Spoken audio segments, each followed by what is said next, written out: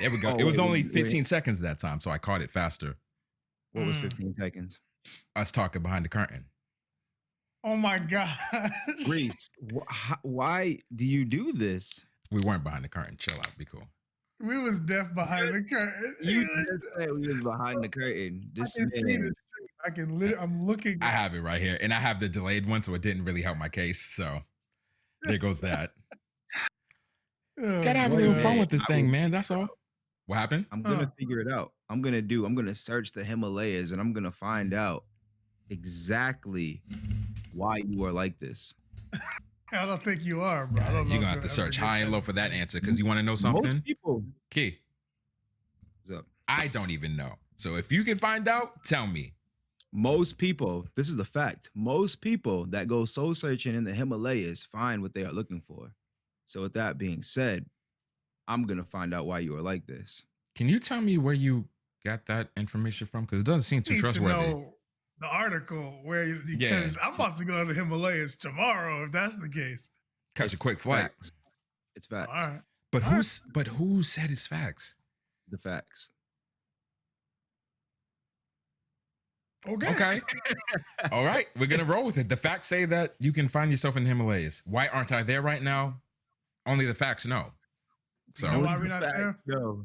Because you didn't put your hands up. I didn't put your hands up. And you know what happens? You don't put your hands up fast enough. You get caught in the time dimensional, so you can't travel to the Himalayas to find yourself. It's tough. It's tough. You don't want to get stuck in the time. Yo, we're going to due to the facts. Ooh. Oh, what you... Yeah, I gotta do the same. I had a literally like one white piece of lint that was bugging me in my head. Oh, they say a hair. I'm like, oh, they found their way to the forefront? Because I know one of mine did. I have gray hair all through here. You just can't see it very well on camera, but it's there. Oh, I can't wait. I have entered the next phase of my life. Mm-hmm.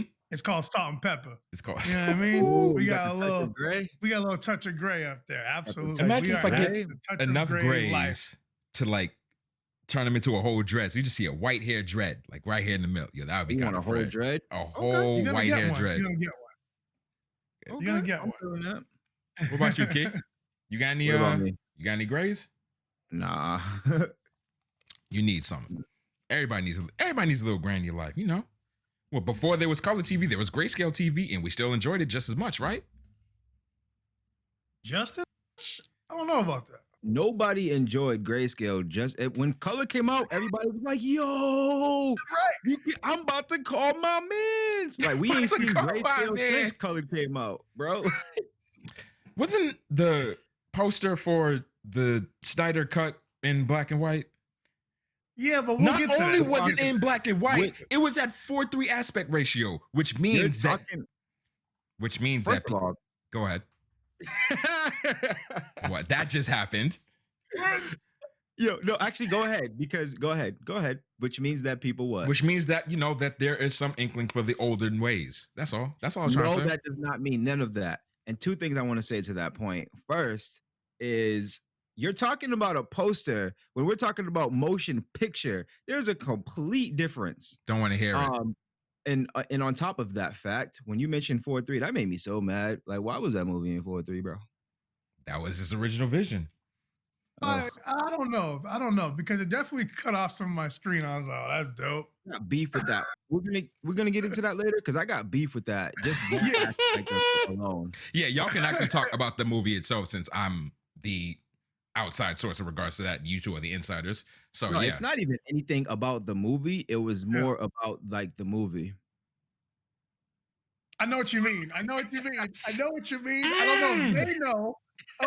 know. But I got you. I'm not even gonna explain it. I'm done talking because I missed that. I'm gonna miss it forever because what did he just say? Wow, be cool. Yo, Key, goodness. Yes, Key, bring us in, please. Because you talking foolishness. Everybody to another episode of Trigger Talk TV, where we talk all things video games and video games related. My name is Key, of course, and I'm here with my two wonderful co-hosts, B. Hey, how's it going, ladies and gentlemen? And Reese. Hello, I'm Jack Snyder. You are far my friend. Far indeed. You are probably the furthest away from Jack Snyder than Zack Snyder? Zack Snyder is. Yeah. Did I say you Jack? you pretty far from Zack Snyder. I said Jack I mean, though. you're so far. You don't even watch the movies. You're just absolutely far. I know, forget reading a comic. You haven't even seen a film.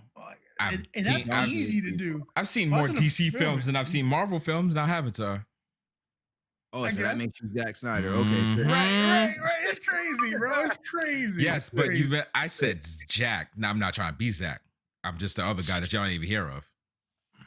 this is what he does on a regular basis. On a regular every basis. time? Fam, you know what? You said we're going to talk about it later, so I'm going to keep it as that. Himalayas, good. man. I'm telling you, I'm going. You trying to go together? I'll book the flight right now. To the Himalayas? Yeah, why not? Yo, sign me up. I'm for the Himalayas. I've always wanted to climb a Wait over mountain there. in near-death situations around every corner. Sure. Why? Wait, why is there death? The Himalayas. Extremely It could be extremely dangerous. tall mountains where it's very be cold. dangerous. Extremely and cold. Yes. Well, that's why people find themselves. They find themselves dead. Like, why are they going over there? Now all of a sudden we're not going to the Himalayas. Sick. We just deaded that whole trip. No, All we're right. not going to the Himalayas. No. All right. I'm done. No. I tried. No. Sick. At least you gave it a whirl. At least you gave it a sure whirl. did, because I was looking forward to that. But absolutely not. Instead, my friend, we're going to take a trip back to the year 2018, where the game devs. Wait, that doesn't make any sense. Where actually kind of does. The game devs, yeah, that kind of made sense. I should have just rolled with it. But in any case, we're talking about the Ascent here. Are we talking about the Ascent through the Himalayas? The Ascent. We're not. Will you leave the Himalayas alone? Okay, that was yesterday. Now, time dimensional has a begun. time dimensional has just occurred. Go ahead, kid. We're talking about the Ascent, which is a cyberpunk themed action RPG. Now, this game actually has some kind of a cool backstory. It was developed by Neon Giant, and they are a group of 11 former AAA employees that worked on titles such as Bulletstorm, Far Cry 3, Gears of War, Wolfenstein, and Doom. Ooh, I'm gonna sing the Doom song now. Yeah, so they worked on. Yeah, they worked on some bangers of some games. But the cool thing is that in June of 2018, Epic Games handed out grants to 37 promising development teams working with Unreal Engine, in which they were a recipient of. Okay. So I think it's really cool that Epic Games is saying like, "Yo, we got bread. Let's go invest. Not even invest. They just handed out grants that they have nothing to do with the company themselves. They just like, yo. So I'm sorry, go ahead. They were just like, yo, we like what you're doing. Take this money, make it better. Like, go, like, follow your dream, basically. So Epic hands out grants and buys cities. Okay, moving on. That's all I wanted to say. Epic has done a lot of sick stuff, man. Lot. It's super cool dudes over there. Yeah. It seems like they're doing a lot of dope stuff. So it was super dope. Super dope. I found that to be really cool information. In any case, they're being published by Curve Digital, who have been publishing titles since 2013, such as Jump Stars and For the King. Oh, yeah, we got to. So, never mind. Huh? I was gonna say we need to get back to that, man, but go on. Yeah, we'll touch it again one day. I feel like that game does deserve a redemption match. It definitely does. Definitely. But in any case, this is the developer's very first game. Very first. Nice. Yep. It's an action RPG set in a cyberpunk world. And when I saw it, and when everybody saw it, they were basically like, yo, it's Diablo with guns. It's just like literally the second game in a row that had a Diablo reference. Like the last game being Magic Legends, and now we have this game, Diablo with guns and the Ascent. It is a single player, up to 4 player co-op game. And the thing I noticed about this game was that, to me, it looked just like I'm aging myself here. We're going back. We're going back. It reminded me heavily of the Expendables for Dreamcast. I don't know if anybody else has played Mm-hmm. that game. Me, B, Mm-mm. we've played that game Yeah, a y'all Yes. played lot, that. Yes. a lot of, and the Mhm. game was fun. And it was super dope because the concept was like you're an expendable agent, so you go out and Just did the you thing. you have a time limit to finish the mission, I guess, the map that you're on. And Okay. if you don't, you literally just explode. It's like it's You it's it's like expendable, bro. Suicide Squad, You're huh? truly Right. expendable. I see. Yeah, you Right. are absolutely expendable. If you don't Right. do the mission Seriously. in the time that they give you, you explode. Like that's it. Dude. And it's like isometric, like a shooter game, which is exactly what this game is, with Diablo aspects. But they said you can customize your weapons, armor, cybernetic augmentations, which grant abilities, Mhm. and they give you cyber decks for hacking. And of course, the aesthetic of your character, your hair, your clothes, the color, etc., etc. Cool. Um, another cool thing about this game is that it is alive. Like, I'm not really too versed on the world, the gameplay of Diablo. My experience with it, you guys know. So Mhm. I Mhm. didn't Mm-hmm. have I didn't have much time with it, and but from what I understand, they kind of veered away from the typical of how look of the way these Diablo, I'll call them clone game works. It's very alive. There's NPCs running around or walking around. And it's actually being promoted as an open world game. It's Mm. all the levels aren't randomly generated. The enemies are where they are on the map. Okay. They are randomly generated. Um, the world is interactive. It Okay. if as you like shoot, you can like blow up the walls, you blow up pillars, like Oh, you get abilities. nice. So you like see punch the ground and like rubble will like stuff on the ground itself will break around you and stuff like that. Like it's very interactive. Which I thought was super dope. That's The cool. NPCs that are walking around, since this is like quote unquote open world, you're gonna get into action as you're trying to go from like A to B or whatever. There's gonna be enemies there. And so the NPCs that are there chilling, smoking cigarettes, walking around doing Oh whatever, they'll wait. scream and run away as when violence happens. They're like, "Oh no," and they just like try to escape. Hmm. Mm. I think I Um, did play this game. It looks really familiar. you played what game? Expendables. Oh, I had to look it up Expendables. because it bothered me when you both was like, "Oh yeah, I played this." I'm like, "Hold on, I had to have at least seen the game." Mm. No, I Yeah, have I seen this. mean, Okay. honestly, dude, if it just there's another game that you guys played. What was it called? It was like a top-down shooter. We shoot zombies.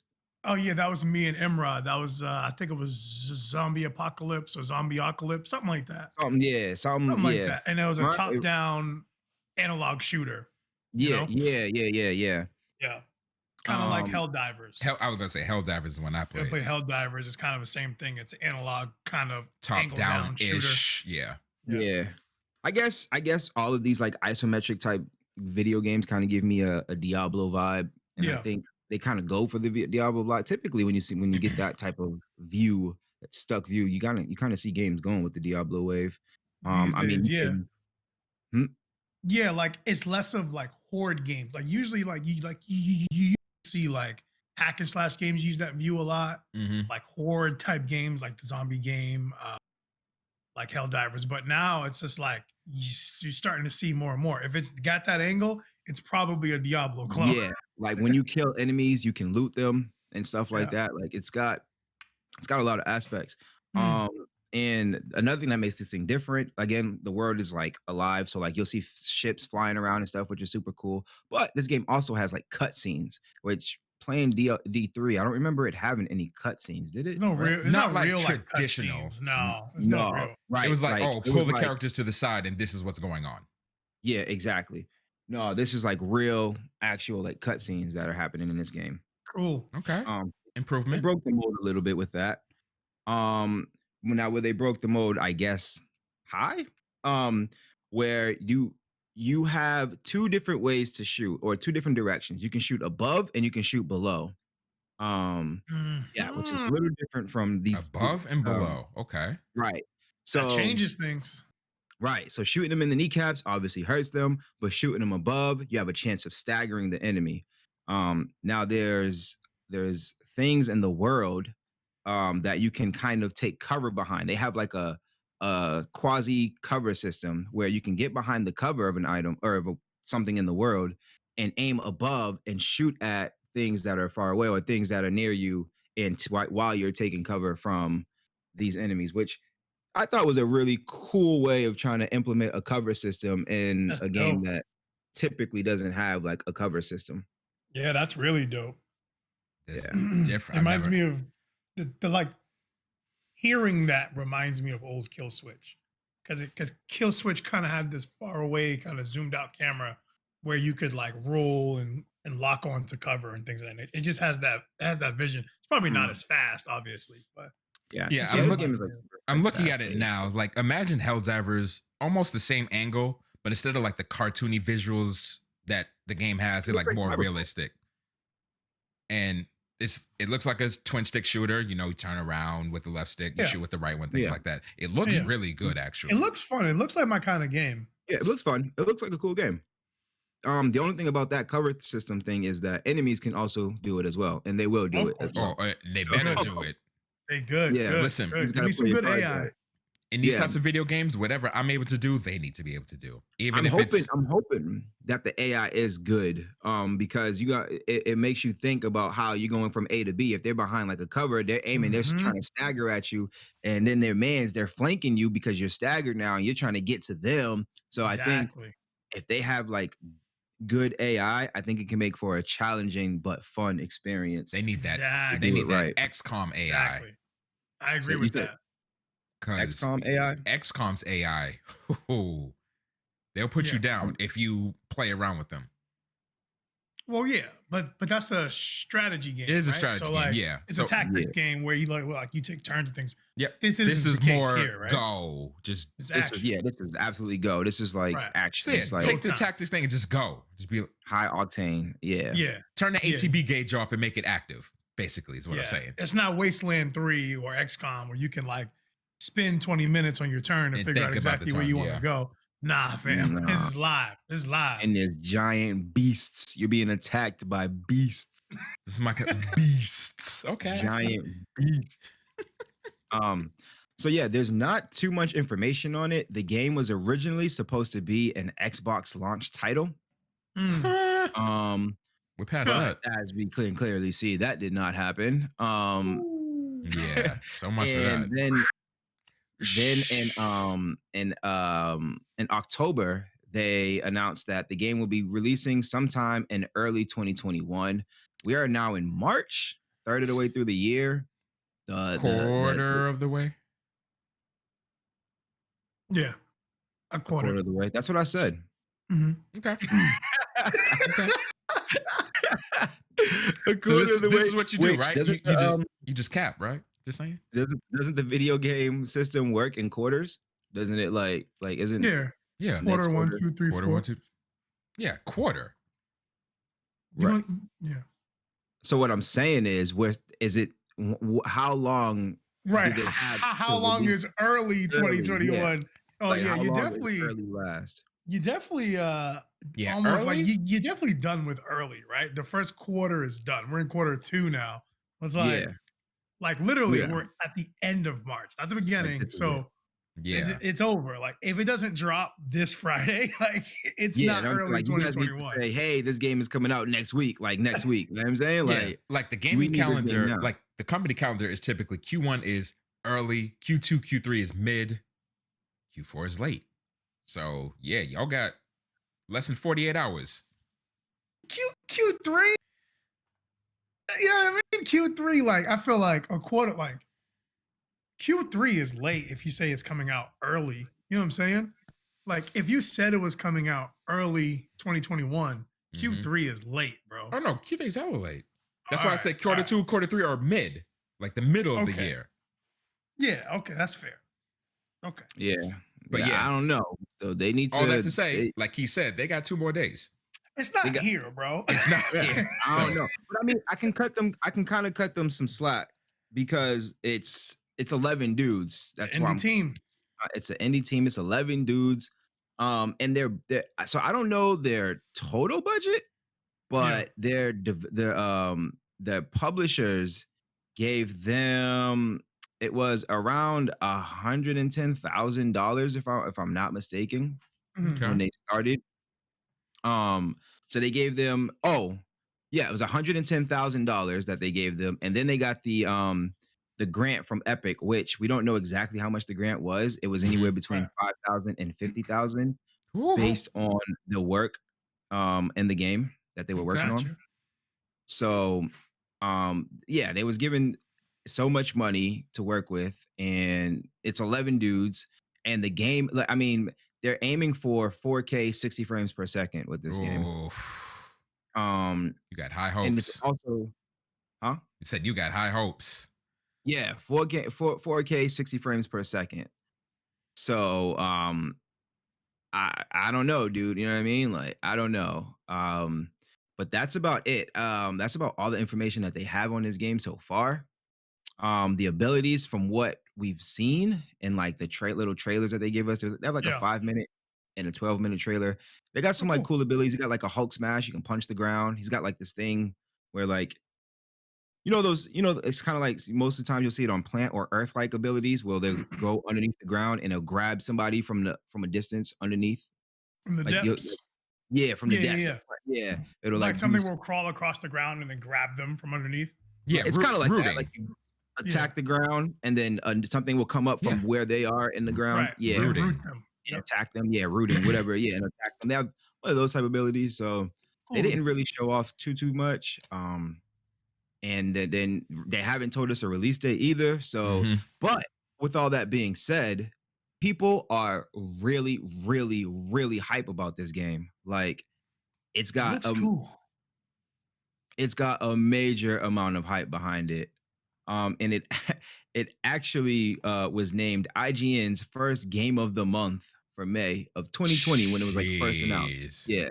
So they gave it game of the month and the game was announced. You know what I mean? So Right, right. It- It was the game of the month purely based on hype and talking points. Nothing that's else. it. So Like yeah, literally that's it. That's yeah. it. That's pretty sick. That's pretty Yeah. dope. yeah, Like, like this is man, definitely my I kind of could. game. Absolutely. Yeah, I could look at this gameplay trailer all day, but the gripe is it's only 5 minutes, It's and 5 minutes. They have a 12-minute one as well. okay, but this one, like, it's They have a 5 minutes. 12-minute And I'm like, yeah, but one. I'll wait because they Honestly, already. but I don't know. it's Like, to talk watching the about. same thing. No, Huh? sorry. Go ahead. No, I'm just saying it's like watching the same thing twice. Like you see the Yeah, same thing basically. for 12 Yeah. minutes. Yeah. I just want to make they have So, their stuff together, man. Because like you said, they said Q1, man. So I just want to make sure everything's nice in the office. They don't slip up and rush and crunch and distort their I vision mean, of the game. That's all. yeah, I feel like they can take their time with this. I mean, it has a lot of hype behind it, but nobody's tripping. It's not cyberpunk. You know what I mean? Like nobody's tripping. And Yeah. it's an indie development team. Yeah, yeah, Right. yeah. 11 people. Like, I Yeah. love it, bro. Like, Yeah. I'm so hyped. Like, you guys know how I feel about indie games. And then Yeah. yeah, with a small team like this, yeah, just don't lose morale and things like that. Because Yeah. that's I think I don't know for these type of games. You guys like when I was watching it, it like I remember back then having a lot of fun playing Expendables, mhm. but now like I like to be in the fray. You know what I'm saying? Like I want a sword and I want to run up on somebody. So I don't know. Maybe it might be fun for. I couldn't see myself playing this game solo. Oh, Like no. he's just No, these are too no. he's far back and he's just shooting. He's just shooting. I don't know. It just didn't seem like my type of game to play solo. So like Got you. the bright side is that this is an Xbox title and it will be releasing for Xbox Series XS, Xbox One, PC, and will be available via Game Pass at launch. So if I At want to launch. play it, I can. I think that's the going to be our sickest thing, tag. right? That's about to be our tagline in a minute. Available I on know. Game Pass at Also launch. available on At Game launch. Pass at Yep. launch. So you If I don't got to wanna drop play your it. hard-earned dollars if you already got a Yep. subscription, right? I'm saying if I want to play it, I can, man. That's the best thing. Oof, that's the best thing. It is the best thing. It's the sickest thing about Game Literally Pass. a revolution in the gaming world. Literally. Bro, it's really just it's the greatest value in gaming. Mm-hmm. And to me, probably gaming history. I can't think of anything else that's ever been like this. It's crazy. It's really nutty. If you buy into the Xbox ecosystem, you're getting a lot of bang for your buck. You're getting a lot of value. You really are. You are getting a ton of value. And I was actually having a discussion about this earlier on how you can get, if you get PS Now, I'll take Outriders for example. You get PS That's Now. a perfect example. Go ahead. If you have PS Now, you have to buy Outriders still You on mean launch. PlayStation Plus or PS Now? No, PS Now. Oh, PS Like, Now. PS Okay. Now. PS Now. Yeah. Okay. If you have PS Now, shoot, dude, PlayStation Plus. Like, it's all the same. If you got PS Now, PlayStation Plus, regardless, you still have to buy Outriders on launch. If you have Xbox Game Pass and Xbox Live or Xbox Network, since that's what they're calling it now. That's what it's called now, the Xbox Network. Xbox Network. If you have Xbox Network and Xbox Game Pass, you do not have to buy Outriders on launch because you just get it via Game Pass. And a lot of the other games that you get are free via Game Pass. So that makes like a lot. That makes PS Now almost null and void. Like, why? It's obsolete, bro.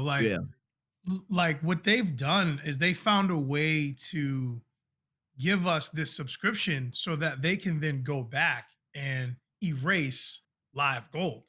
Live Gold is being taken away as we speak. They're pulling it away. So if you have Ultimate Game Pass, you can literally do everything that Live Gold, and they're pulling Live Gold away for everybody. So if you want to use Party Chat and play the free-to-play multiplayer games online, have at it. Go ahead. You can just go nuts. And that was one of the things that Sony had been doing for so long, is that you don't have to have Game Pass. You see what I'm doing here? Is you don't have to have PlayStation Plus to play the free-to-play games like Smite or Fortnite. You can just download them and jump online without having PlayStation Plus. Well, Xbox has that as well. But you're getting crazy amounts of games if you sign up for their subscription service, unlike PlayStation. Like, it's really bad. It's a revolution. It's a revolution. Has almost no defense. Like, they have no defense. They literally have no. Like, I was in your stream this morning, and I was just like trying to back you up on them. Like, bro, like y'all don't realize like the loyalists are there. Like, I have a PS5. Like, it's there. They made a sale. Like, you know what I mean? But comparing the ecosystems, the Xbox is blowing it out the water. It's not even close, bro. I unplugged my PS5 to show somebody something, and it hasn't been plugged in since. I literally just bought what's the name of that game? Oh my goodness! It Takes Two. I literally bought It Takes Two for my Xbox because I didn't feel like plugging my PlayStation back in. And also, I don't know if this is on PlayStation, but if you check on Xbox, it has EA Play or whatever. So It Takes Two is on sale because it has EA Play. Because it has EA Play. Boom. Yeah. Boom. So, and It Takes Two, I know because we covered it here and I was responsible for that game, is that it's crossplay with PC. I don't know about the PS5 version. I don't know. But I know for sure the Xbox and PC, you can play together. So there's that. Yikes. Yeah. So there was a huge Xbox, so we're still here. There was a big Xbox event surrounding indie games. It was called ID at Xbox, March ID at Xbox. It was an indie developer event. But before we get into that, I actually want to do some like breaking news from today. It's kind of a big deal. Is PAX East is canceled. Yeah, I saw that. We were gearing up to go. Like we were conversating. We were talking about this ourselves to figure out a way for Trigger Talk TV to get there, or to like just to go. Like whether we were able to set up something is irrelevant. We were going to go in some way, and it has been officially canceled. They are going to do PAX online. It will be held July 15th through the 18th. And they are being cautiously optimistic about PAX West and PAX Unplugged for later in the year. I think PAX West is September and PAX Unplugged is in December. So they're hoping that they can have those events, but this event in PAX East, which is literally in my hometown, is always here. It's a good time when it comes. It will not be here this year. So that's unfortunate. There you go. There you go. So we'll Mhm. let you guys know about PAX West and PAX Unplugged as Penny Arcade and Reed Pop release more information about those events. All right. Moving on to March ID. It was a huge event. It was like 4 hours. There's a ton of stuff. They had 56 games. 56. Ooh. Yeah, it was Wait a minute. How many 56. games? How many games? Are they 56 games are they all Okay. new? were spoken about. Some of them, they're all indie teams. So a lot of the games they had already dropped teasers for at an E3 prior or an event prior, Mm-hmm. but some of them were just brand spanking new. And Mhm. so I picked three that were like some of my favorites and like one of the fan favorites that everyone's excited for. Stalker 2. So I'll just lead with Stalker 2 because Stalker 2 is people are going nuts for this game. So Stalker 2 is being brought together by a company called GSC Game World. And GSC Game World, GSC Game World, they're I think a Ukrainian video game developer. They were founded back in 95. Ooh. So they've been And around for a while. I've been around for a while and I never heard of them. They've been around since 95, but their first game was released in 01. Fast forward to 2007 is when they released the first Stalker. It was published by THQ and themselves. Mm-hmm.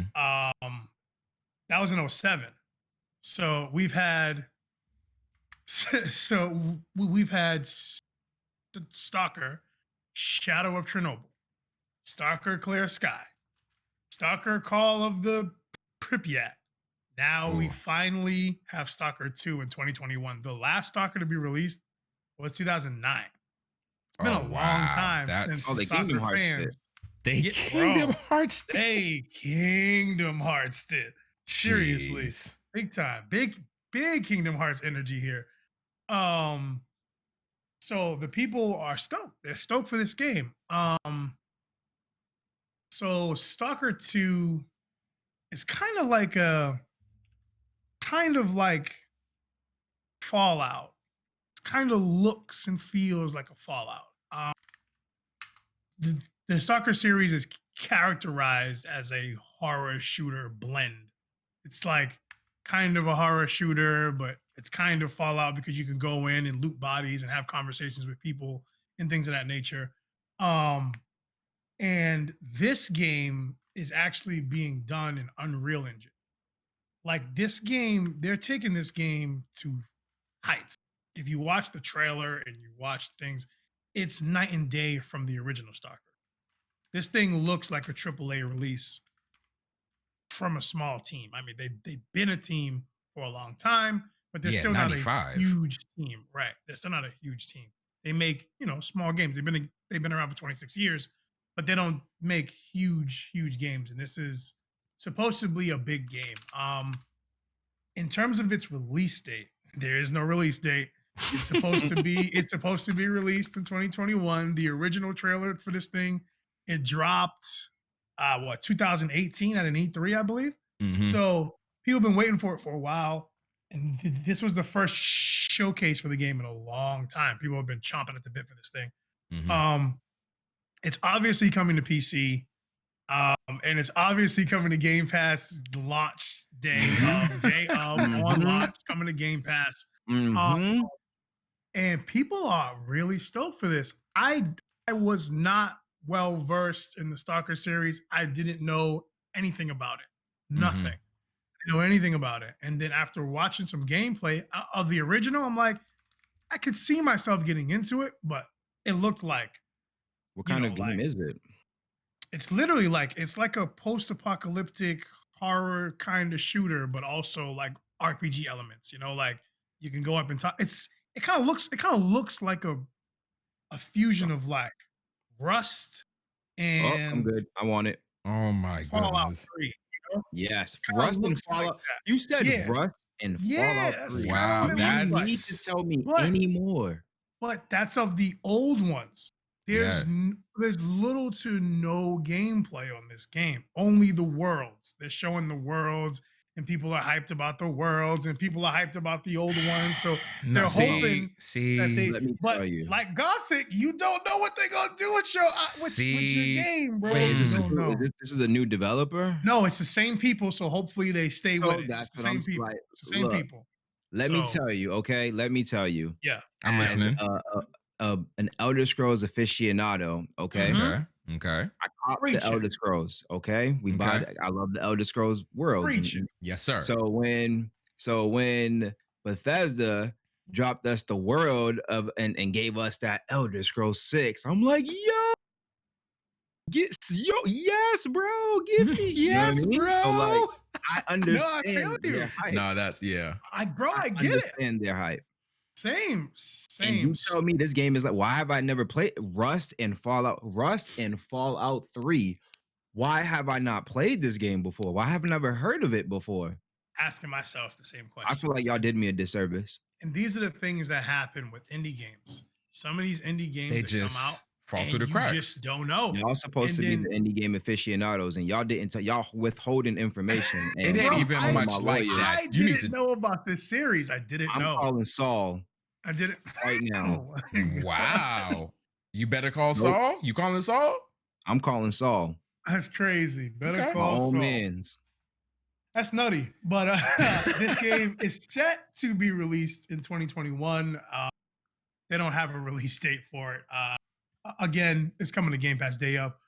A lot of people are saying, so when it comes to price, because that's the thing about indie games that we really get to talk about is price.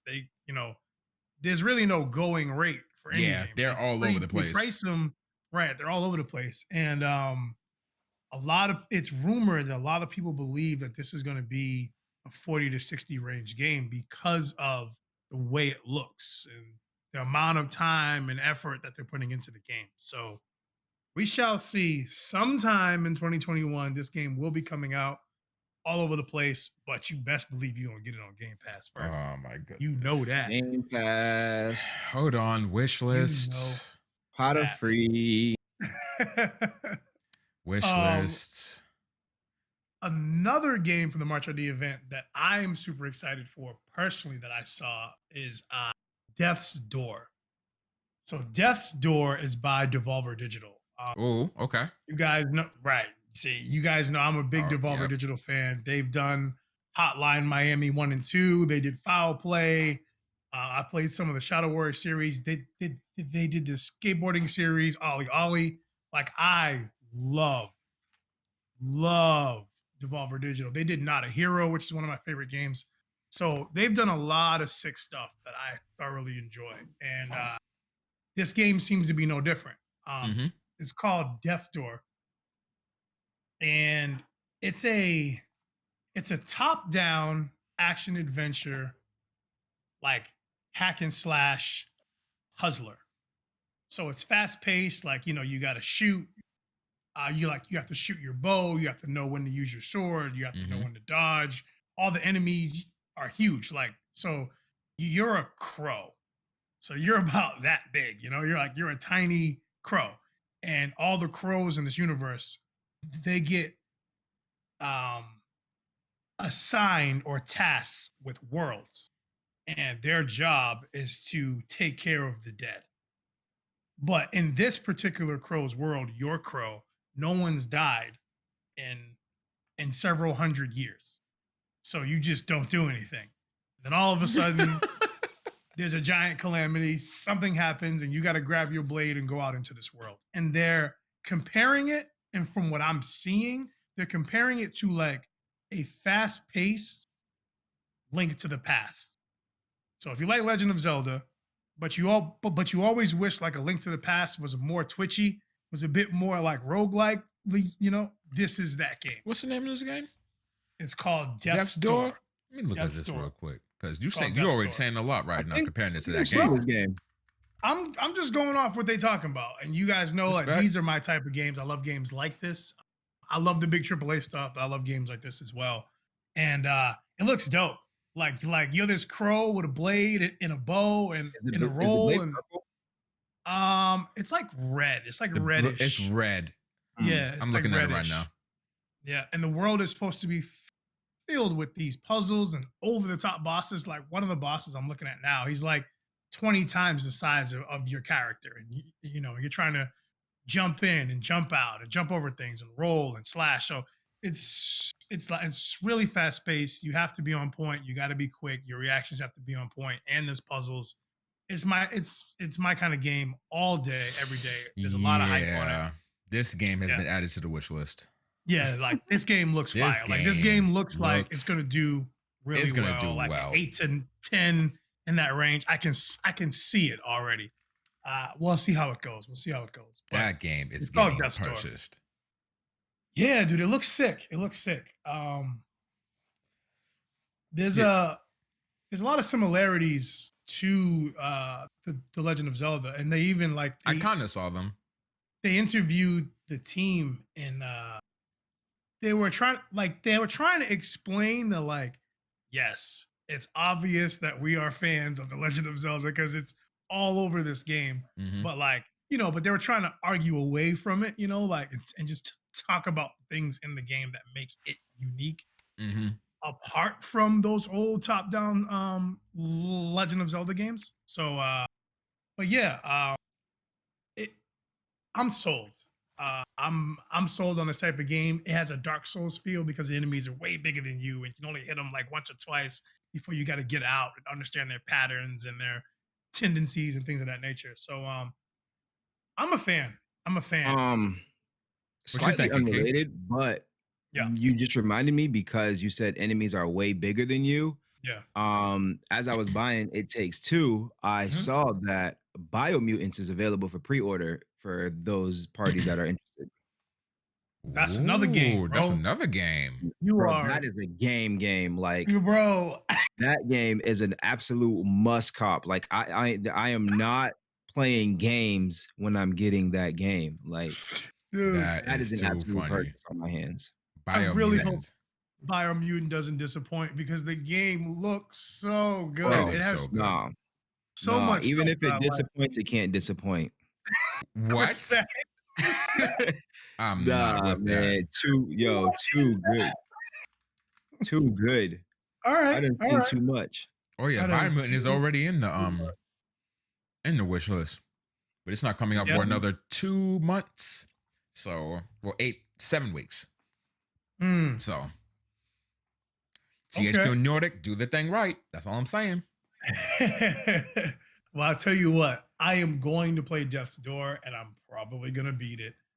I love games like this. I get obsessed with them because they're so hard. I play them to my hands hurt. Huh? Mike could. I don't see why not. I should stream Mike could. Game. Why not? But I know one thing. It's coming to Game Pass on launch, so all right. I can't deal with y'all. Y'all are too much. Before I get to the last game I chose for my top 3 for this list, so they talked about 56 games, right?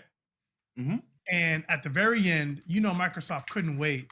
They all stepped out and they did a showcase of 23 of the games. And we're like, okay. And of course, 23 of these games, the main ones too, the big ones, the hype ones that have release windows, 23 of them are being released on Game Pass. Wow. Day of launch. The hype ones? My man said 23 of them. Death's Door, all the big ones that have launch windows are coming to Game Pass on launch. You see what's happened? Do you see what Microsoft is doing here, bro? How can you defend anything else? Like, how do you? They're making it so why go anywhere else? That's the point. That's my argument right now. Like, I'm just like, yo. You're literally only going to the Sony ecosystem because you personally love Sony at this point. That's it. That's the only reason. You might like their aesthetics better. You might like the color scheme better. The control, for me, I like the controller better. Other than that, bro. They do have a dope controller. The whole, what is it? Haptic feedback. Like all of the stuff that's built into the controller, sick. Yeah. Like that's a sick peripheral Mm-hmm. that if Xbox had all that stuff, it would. I mean, Yeah. it's already won. It's already won because of Game Pass and Quick Resume to me. But So I was about to say, like, if you wanted to have me choose between haptic feedback and responsive triggers over quick resume, yeah. bro, I've been using a regular controller my whole life. Like, give me quick resume 7 times out of 9, like, or 1,000 times out of 7. Yeah. Like, A bro, 1,000 times. You know what?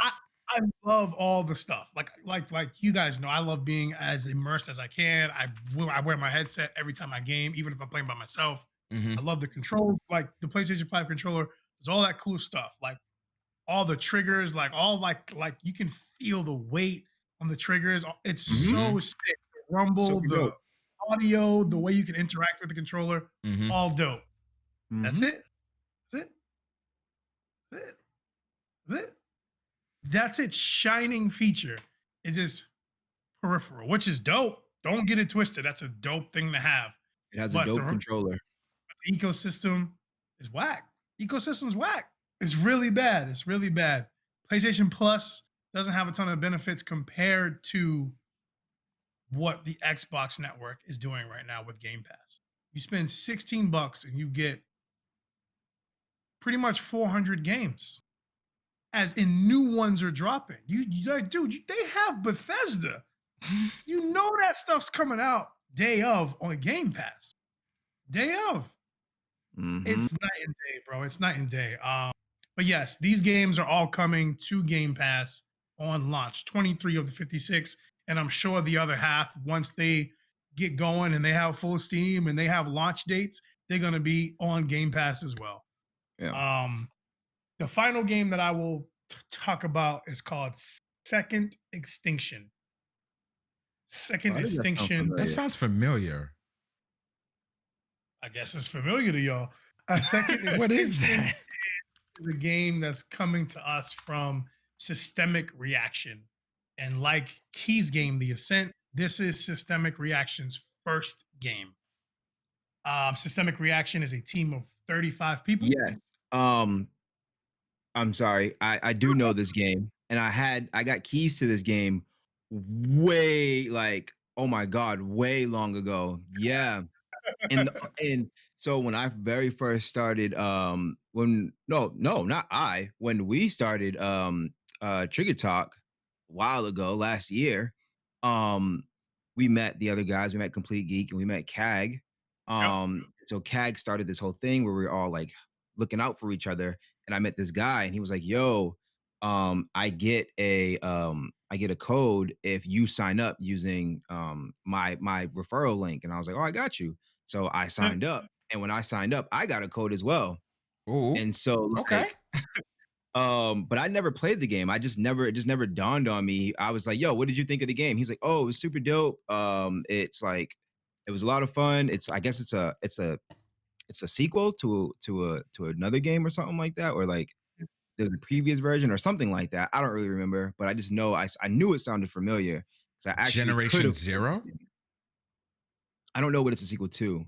The guy was like super hyped. He was like, "Oh, I liked it. It has some fixes that it needs or something like that." But like, I don't know. That I just knew it sounded familiar. Got you. Well, there you go. So you've had some sort of experience with this game. You know Yeah. about it. The more you know. The more you know. I would have known. I wish I would have played it. Second Extinction on Xbox Series X and PC. As I mentioned previously, when this game launches, it will be available on Game Pass. So there was a Inside Xbox showcase way back May 7th. For third-party Xbox games, Xbox Series X games. And one of the games that was revealed was this game, Second Extinction. And the game is about gunning down dinosaurs. That's what it is. It's a first-person, only 3-player co-op. Another Players are 3-player game. hunting down mutated dinosaurs that have taken over the Earth. What is that about? What is that about? Premise of the game. What the three party members? Player, man. Now it's No. a major thing. It's like You know the what else thing. gets me? Why are we so obsessed with 4 players? Like, what made 4 player the gold standard? Like, how come people aren't tripping over wanting 5 The players? N64, the GameCube, the Wii, the four slots. That's fair. That's definitely fair. SNES had multi-tap. The PS1 had multi-tap. PS2 had multi-tap. I think, but the PS2 multi-tap, you can play like 8 players or something like that? Some 8 players, like yeah. that. Yeah, But something no, like it that. makes sense with the N64 and the Wii and the GameCube and stuff. They all came with 4. We used to, Mm-hmm. yeah. It's very weird. And then, Yeah, like we want more players. Like you're creating all these like lobbies with 100 people. You know, like remember why when not let me? the PSN lobby was hard limited to 8? Yeah, and then recently they increased it to 16. Right. And like so, but everything's 3 player. Everything's 3. It must be. I don't know. Like I'd love to sit down with a dev who handles that aspect of games and talk to them and pick their brain about why it's so difficult to add multiple players. It seems like the more players they add, it gets more and more difficult. And I just want to know why that is. I'm very curious as to why that is. I'm not saying it's not possible or that it is possible or it isn't. Whatever's whatever. I would love to play one of these games with 8 people. That'd be sick. Or 6. And I'm not hearing it.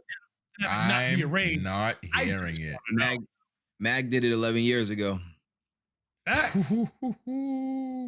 With the facts. Facts. That is facts. My Second Extinction is being created with the Apex engine. The Apex engine is formerly known as the Avalanche engine. It's been used on Rage 2. It's been used on Just Cause 3, Mad Max, things of that nature. And Just Cause 3. I think I just said that. But yeah, so it's definitely it's a moderately new-ish engine. And that's what they're using to make this game. Instead of the game, it's not in an open world. They're describing it as having a big map, whatever that means. A big map. A big map. What does that mean? Open world. We have a big map. Yeah, like I don't really know. Play our game on our big map. Yeah, I don't really know what that means, but like I like co-op games. Like even though they'll like some of them are limited to 2, max 4. I really enjoy co-op games, and this game looks like fun. It looks like some of the characters have like abilities and things of that nature, and it's you 3 versus hordes and giant dinosaurs, and you're playing through the story. It's kind of watch, rinse, repeat compared to like all the games that are out. Lost Planet. But Lost Planet needs to make a comeback. Lost Planet. Horizon. What was the last Lost Planet to come out? 3 or 2? Lost Planet 3. 3, but I think that was a solo player game, or we just didn't get on it. We didn't get on it. No, we were stuck on 2. We were stuck on 2. Lost Planet was like a hidden gem. Like that game was really good, but we just didn't play it through. Yeah, we didn't play it through. I think if we played that now, we would enjoy that game. I think so. I don't know, but Lost Planet could still hold up. I don't know, but like the way I'm seeing it in my head. Oh yeah, this happens every time. Yeah. The way it looks in my head is beautiful. I'm thinking about it in my head. It's kind of fire. Like I'm thinking about it. I'm like, oh wait. So all right. So just quick question. Do we want Okay, yep. Do we want to keep it that way, or do we want to actually look and verify our suspicions? Look it up. We gotta look it up. We gotta look it up. Okay. I need to see it, bro. I need to see it. Lost Planet 2. Okay. Yes, Lost Planet 2. Yep. Lost Planet 2. All right. So bear with us for a second, ladies and gentlemen. Yeah, because this is something I'm gonna look at the gameplay trailer. I remember the zip line and all the cool like. I remember having it. You have to aim for like its weak spot. That's like one thing. Dude. Like I love teaming up to take down big enemies, and everyone's got a role and things that they're supposed to do. Love it. It looks better than Dead Space. It looks better than Dead. You know what it actually looks like from the video I'm watching? It looks like Death Stranding. 2 looks Death really Stranding? good. Death Stranding? Like just the world that they're in. Okay, all right, Yeah, I'm like, yeah. Death Stranding looked good. It's a beautiful game to look at. Death Stranding is very beautiful. I didn't mean clear. Obviously, I'm not comparing graphics, man. Oh, okay, PS3. got you. All right. It does not look that bad, honestly. I actually remember this monster I'm looking at. Wow. Yeah. Yeah. Yeah, This thing is okay. giant. Yeah, all right, bet. Like that game had a lot of cool little stuff. Like it had a lot of stuff that they tried to cram into it, you know? Yeah, But it I was can good. still get down with this. You had the salamander. Do you guys remember the salamander? You had to lock off his legs, make it fall Yeah, down. dude. Mhm. I remember those pods that are sticking out of the ground. And you have to like attune to them or something like that, and you got to protect the person. Yo, Like, how dude, many the players game is You this get the game? zip line. You get the zip line, and you can had just the like zip dip, line, and I think grapple there was to the. I think there were vehicles, right? They had like a little Yeah, they had like things you can. No, I don't think they were vehicles. I think you can just like machines that you can get in, like Gatling guns and stuff like that. right. Different Okay, machines. bet. Either Yeah, way, dude, I remember this Either game. way, This the game game was still cool. We had looks a lot of good. fun. yeah. No, yeah, I they were think- little mechs. They were little like little tiny like small Gundams you could get in and ride. Yep. Shoot Oh, you them can around. ride them. Yep. You Oh, can there ride you them. go. Yeah. With the Dude. giant enemies. Okay, I remember the giant sandworm. Yeah. I remember the giant where you got to throw a thing into its mouth. I remember that. That's dope. I think this game will still hold up. This game. Yes, I think it'll still hold up. This game will still hold up. So There we go. the way that I feel about that is what I hope Lost Planet 2 is what I hope the second extinction is like. It gives me that vibe looking at it, but first person. So unfortunately, more and more games are just first person. They just go that way. I love first person, but I love third person. I love being able to see my character. But yeah, but I am excited for this game. They have a whole interview with the devs on there. You guys can take some time with that if you so choose to. But the event was fire for the simple fact that they make so many games, and we talk about a lot of games on this show. Man. And you know, and we spend a lot of time with the AAA games because they're the big money games, the big blockbusters. They have all these ads. You see them more. But these games in the past 10 years have gone from being games that like only a few people know about, or it's only in the in crowd with the devs, you know, to being a full-fledged platform for people to create masterpieces. And some of these games win Game of the Year, like Hades. It just won in the UK as the Game of the Year. Oh yeah, and BAFTA. Yes. Over Last of Us 2. I saw that. I was like, that's huge. So it's like it's just really dope to me to see these games come this far. And I'm looking at Second Extinction's gameplay because I have 11 minutes of gameplay, and it just it looks like a AAA game. It's so smooth. It has the ray tracing. It has all of that stuff, and it's a team of 35 people. So all the indie teams, everyone who makes these types of games, big energy, big shout out to you guys, because a lot of the AAAs, they start stealing stuff. Low key. They do. But they make it pretty, you know. They put all the cool graphics and they hire big actors, and it just looks great. I would never cap about the AAA being AAAs and quadruple-A's for a reason. But these games, I can't wait. I feel that these games make those games even more possible. So I can't wait from the first title from the first quadruple A studio. Here we go. From the initiative. Yeah. Here we go. Yo. Yeah, but you know where the first quadruple A title is coming from? Do you know where that is coming from? I just do so. Wow, I can't even talk. I do just so happen to know where it is originating from. All right. Okay. What? Are you gonna say Rare? Because you know who owns Rare, right? No, it's not even Rare. Surprisingly, I looked at it like, wow, they really gave up quite a few IPs. Are you But talking about no, Rare? yeah.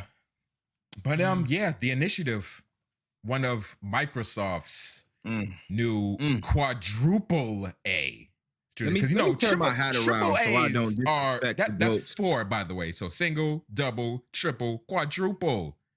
Because you know, triple A studios are played out and they just do the same thing over, and like B said, steal ideas from the indie guys and things like that. So let me turn my hat around. let me turn my hat around so we don't. He doesn't show his I don't allegiance. disrespect the goats while their name is being brought up. I'm gonna just hold something green. You know what I mean? I'm gonna hold something green. I've something about green that. too, but Xbox from cup is dirty. an opponent. So yeah, I got something green too. But yeah, that's probably another game that I might look into. And my What wish game? list, Extinction. yeah, Or my wish list is growing It looks deeper and deeper. Aside from my list of games that I need to beat, that is growing shorter and shorter. So I'm looking for newer games. The newer games that are coming out that we keep talking about, I want to add those to my list eventually. So I'm actually, you know what? I made a New Year's resolution to beat more games because you know we're doing our whole end of the year I know we got to be better game of prepared the for the year end of the thing. year. yeah, And I've actually been knocking out. I've beat at least one game a month. I beat 3 games since January, Nice. I've beat one. and I'm talking from start to finish. Yeah, I've also beat Kingdom Hearts and Final Fantasy Tactics as well, which I've already Nice. played. Oh yeah, from start to finish. Oh, you- Then I'm on Hey, you pace beat too. 5 games this year, bro. That's Yes, dope. I beat 5 games this year. I've beat 4 games. Currently working on my 5th in front of y'all, which y'all see tomorrow. But yeah, I'm on pace so far too. I'm hopefully beating. I got a Oh tall wow, order. I'm You got- beating my 6th You got a on tall this order? thing. I'm trying Pretty to catch soon. up to 14, bro. I got a tall order. Oh ahead of yeah, me. B got an order. Oh, Listen, yeah. we can count that. Why not? You still beat the. I mean, But What? anything- I beat Heaven's Ward. I beat. yeah. Does that count? We Well, counting it's that? an entire new story. Why not? You I mean, got I to don't- got to pay for it. I You beat got to pay for the DLC. expansions. I didn't beat Okay. the game. Yeah. But all right, fine. Okay. I'll take it as half a game. So if I beat If you I beat beat 2 Realm expansions, Reborn and Heaven's Ward, I'll say beat it's a game. fine. I Half don't- the game. It's weird. All right. bro. It is weird, yes, because it is a DLC, but you still got to purchase it. So It's so I just feel salty saying I beat an MMO. Like, you know what I mean? You beat an expansion. Yeah, right. I mean, some of these expansions are full games, like Iceborne, cool, but like, So I mean, alright. okay, if we're saying like that, then I guess wouldn't you call like Dirge of Cerberus or something an expansion since it's still of Final Fantasy FF7. 7? Yeah, yo, absolutely. See, its now own that's the game. gray line. Because Huh? if you're it's gonna tough, if you're gonna it's do tough. that, we got to include Crisis Core. Yeah, Crisis Core as well. Like that's a It's getting Well, you iffy. beat, you definitely beat the game, right? Yes, It's a we beat the standalone game, game. You can go but- spend whatever it costs to buy it and beat you it. get the So, credits. Because See, Miles I don't know, Morales man. was a You don't get no DLC. credit roll when you play online MMOs, see, bro. that's the You thing. don't get There's no credit roll. credits. No credits. You know what? There's I no gotta credits agree when. with you, Key. There's no credits when. bro. Can you plat that game? Can you credit? There's no credits where? At the end of one of the End Final of, Fantasy stories? Yeah, there are. There are credits at the end of every single one of them. Really? Yes. Oh, well, yo, I'm counting it, There are bro. I'm definitely counting it. credits. What are y'all got talking credits. about, fam? Credits, You know what? bro. Because they do the Marvel, they have the post-credit scenes. So Oh, yeah. excuse us. So nah, you gotta cut. Nah. I can't let Okay. that one go. I'll let it It is slide. a lot of hours. All right, fine. But speaking, Bro, it's benefiting me, and I wasn't gonna let it slide. Look, I'm letting it slide because I don't know. I'm like, I mean, I'm a nice guy or whatever. Like, I'm a y'all, nice that guy. argument Stop it right given, now. I'm gonna take it, whatever. But yeah, like, I mean, it's in my it's core, still in my weird to me. personal, Yeah. my personal core, I'm still playing Final Fantasy 14. So like, it's not beating the game. All right, fine. Listen, That game is infinite, bro. you Until they start, kill the you server. start a brand new story, and then you get to credits roll. Beat. Bro, Final Fantasy 11 is still online. When do you stop? But that story is concluded. When do you stop? The story's done. But once you get to the end of 11, currently, you have formally beaten Final Fantasy 11. Oh, it's all the way done. It right? is. There is no more story coming out. There's Like, no more the story servers are game. still open, so you can just level up, Yeah, choose but to, you beat- or get gear and sell So- things. But So story's it done. took 11 years to beat that game.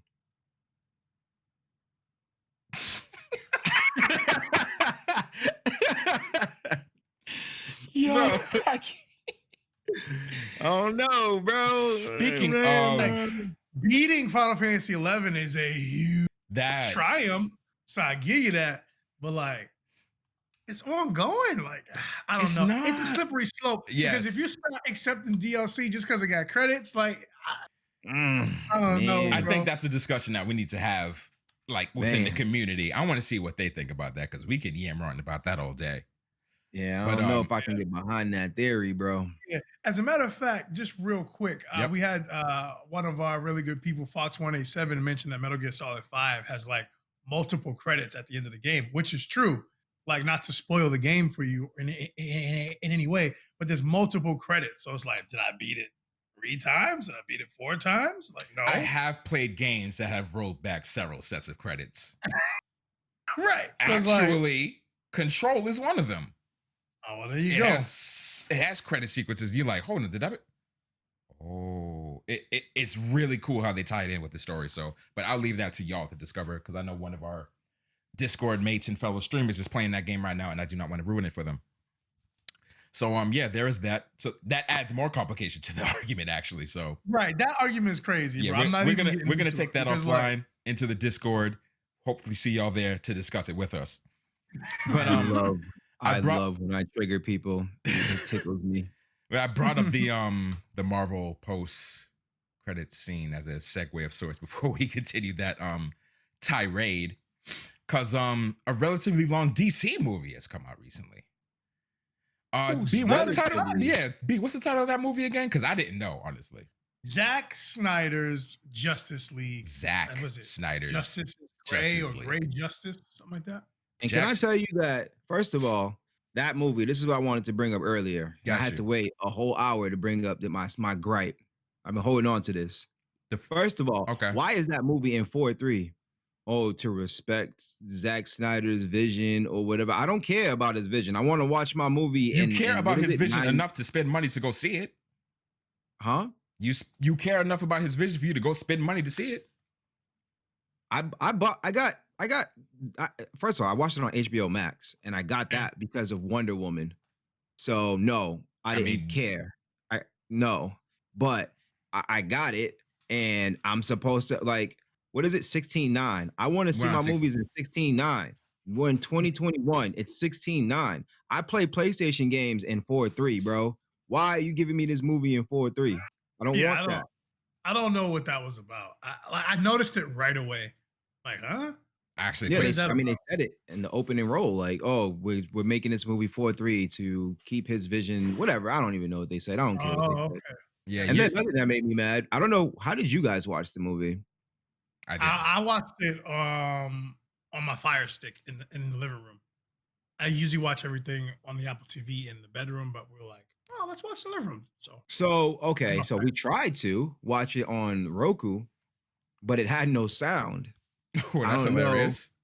Oh yeah, no, that happened. And Jay was having the same issue where, like, he couldn't display, like, he heard it himself, but it was really low. It was coming out really low. And for him, it was coming out low. When I tried to play it through Roku, it was no sound. I had to go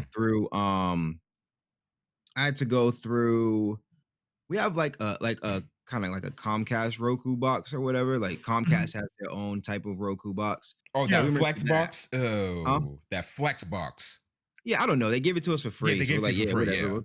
Yeah, we'll take it. Sure. So that's how we was able to watch it. Thankfully, I had to do some quick thinking because I'm like, yo, why can't I watch this movie? Yeah, no, I didn't have that problem. I signed up for HBO Max that night. I logged in and I was good to go. Just played it the first time. Boom, boom, boom. Me and Jay ran into some issues. I was like, yo, what is this, man? Interesting. Yeah. I love the movie. There was a couple things I didn't like. No movies. There's not many perfect films, but we loved it. We were like, all right, it's long. Like, we want to sit through it, but if it gets boring or if it gets whack, like, we'll go to bed. And we were glued. We watched it straight through one sitting. Bro, I could not do that. I was dead falling asleep 2 hours in. I was dead gone, bro. Oh no, I probably could binge that movie too if I was. We were like, and like we had a long day too. We're out with the kid, and then we're in the mall, and like we had a long day, and we're like, oh, I don't know. And we were so locked in. We're having so much fun. We were locked into the story. We're like, nah, let's just watch it all the way Just through. Like, watch yeah, it. we got so Yeah, we excited. were on the opposite spectrum of that. Like, yeah, let's say the rest for tomorrow at some point. Because now I tomorrow. feel disconnected. I got to remember everything I saw the night past. Nah, I mean, Nah. I wasn't like that. I It mean, was you just pick up where you left off. Like it was literally just yesterday.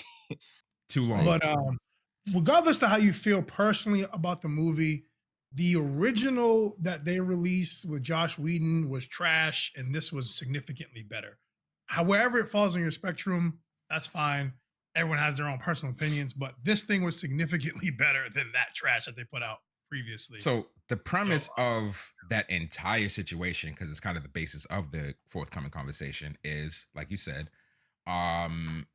Snyder was pushing what we have now back then, but some personal things happened, family, things like that. So he had to depart. Whedon came in, inserted his vision, and then that's when we got that version of Justice League, the very panned version. If you can see B's expression right now, it is one of disappointment, lacklusterness, and just why did I watch that movie in the first place? Broke my heart. I went to the theaters to see that movie, man. Hey, Oh, me and wow. the wife, bro, we only finished it because we paid for it. We would have walked out of that thing. That thing was whack. Come this year with the release of the Snyder Cut, the widely praised version. I still have yet to hear anything negative about this, aside from the fact that it probably was a little too long for people's liking. But other than that, we should have got this. This is the movie we should have got years ago. And an interesting series of conversations popped up while we was doing the rounds, looking for things to provide to you all. And one of the articles said thus: forget the Snyder Cut. I want the Kojima cut of Metal Gear Solid 5. Because as we know, or if you're not familiar, but I'm going to assume most of us are, MGS5 isn't exactly what it was supposed to be upon release either. It was split into 2 games initially, Ground Zeroes, and then the Phantom Pain. Mm-hmm. And then even with the Phantom Pain, there were changes in the game to the internal strife between Kojima and Konami and whatever constraints there were and bad blood that caused these cuts and so on and so forth to get the release. I haven't beaten the game, but B, who has, from what I've read, the near end to the story, like how you get there, whatever happens, and then it felt like more of an abrupt ending, like here, we're just gonna cut it here and then move on. That seemed to be the general consensus for the end of MGS5. Would you agree? Yeah, it was weird. The ending of MGS5 is like you want more games and all that stuff happened. So I don't think we'll ever see it unless Microsoft buys it. There's that rumor that Microsoft is looking for a Japanese studio, and Sega, Konami, those names came up. If they were to wrest that IP from them, who knows what could happen? A Kojima cut could possibly happen. Right. So that article came out on the 19th of May. A little more than a week later, they decided, PC Gamer, they decided to take it another step forward and say, okay, MGS5 is a clear candidate of a Snyder cut, let's say. Mm-hmm. What other games deserve that same treatment? So us three, we got to talking and we came up with a list, so which we'll go over in a second. But I looked over the article and I was curious as to what they thought were games that qualify as a Snyder cut. So we can touch on those for a hot second, and you guys can come back with any of your experiences or if you believe the same thing. So the 3 games, 3 quick games, like Dark Souls 2, Fallout New Vegas, and Aliens Colonial Marines. Probably didn't play the third one, but those are the top 3 that kept coming up in their forums and things like that. I was actually sorry, go ahead. I've never played any Dark Souls games, so I literally don't know anything about anything with them. Never played a Dark Souls, and I never beat New Vegas, so I don't know what could have went wrong with the story. Mm-hmm. But as far as I played New Vegas was great to me. That's why I was honestly surprised it came up on that list. Despite the game's bugs and issues and things like that, it was still a damn good game. Yeah, I had a lot of fun with New Vegas. See, I couldn't finish it, obviously, because of the huge bug that happened to me. So it's like, I don't know. Like, I don't know. Like, maybe if that game was in Bethesda's hands, it could have been better. We'll never know. Never know. And just another few games that showed up on the list. Now these are the actual article writers' choices. So Knights of the Old Republic 2. It's believed that it was released far too soon with a lot of cut content. Could have been a great game, but they believe it deserves a director's cut. Made by the original developer, Obsidian. So this is another case where another company came in and put their vision on it. Another game on the list, which we talked about recently, Gothic 3. There you go. They believe that this game had this Piranha Bytes game. They believe that this game had the potential to be their Witcher 3. But it had incomplete content, massive amounts of bugs due to a rush release by their developer, who Piranha Bytes ended up dumping. So Gothic 3 is being run right now by a lot of community patches. I have a question. Shame. Hold on really quick, kid. Shame. So yeah, this game is run by community patches, but they want Piranha Bytes to take it back, be like, look at all the patches they did, look at all the patches the community did, remake the game as they originally intended. Okay. What's up, kid? When has a rushed game ever been good for the game? Like, why do we still release rush or go through with rushed games? Like, why do we, like, that has never been good. It's like literally in the history of ever never been good. Why are we still doing it? I don't understand. This is a concept that I cannot grasp with grip gloves. Like, bro, I don't know. Like, there's too many variables, man. There are too many variables. There's too many. Look, it could have like, been the maybe shareholders' the dev fault. asked for more time. Yeah. And the publisher's like, nah, we need the game to come out. Well, it's like, if I put it out like this, it's going to be trash. Oh, well, like, who knows? Listen, the primary culprit, as we all know, are deadlines. But these deadlines can be set by the developer themselves, by investors, by shareholders, by senior management, community demand. Be like, yo, we've been waiting forever. Where's the game at? We're going to cancel our pre-orders. Things like too many factors to determine that. It could be out of fear, things like that. So every game should just be indie from now on. Bro, just let them do their thing. Let them do it. If it comes out in 4 years, let it come out. You don't need no deadlines, man. Stop putting deadlines on stuff. You want ambition? You can't deadline ambition, man. Yeah. Crazy. Another game, really quick. Let me just run through these last three. Max Payne 3. This particular person that beat it multiple times, but they were interested in whether or not Remedy had retained the IP. And I actually learned how old Remedy was because I'm gonna bring up Control. I thought they were a relatively newer company, but yeah, if that had been retained by the original IP holder, that probably could have been different. And two well-known games, Mass Effect 3. If you aren't familiar by now, it had a relatively bad ending, an unagreed with ending during its initial release, with enough whiplash that BioWare took it back, recreated a new ending, and things like that. So obviously curious as to what was the original vision there, what could have happened. Last thing, and you mentioned this earlier, B, Fallout 3. The prequel cut is what they're referring to this one as. So there was a rumor that, you know how Fallout 76 was the beginning of the Fallout universe? Yep. So that was supposed to be Fallout 3. Fallout 3 was supposed to take place before Fallout 1, only a couple decades after the bombs dropped. But mid-development, they pivoted towards the whole 200 years past the bombs dropping. It was assumed that they did this to build in the elements, the iconic elements like super mutants and the Brotherhood of Steel and things like that. Give it time to, quote, form in the world and things like that. I'm okay with that. But they ended up doing that in 76 anyway. Yeah. Oh, yeah, true that. So like, oh, what would Fallout 3 as a single, I'm sorry, what would Fallout 76 had looked like as a single player game like Fallout 3? So those were those games. Now onto the games that we chose. And I'll go through those one by one.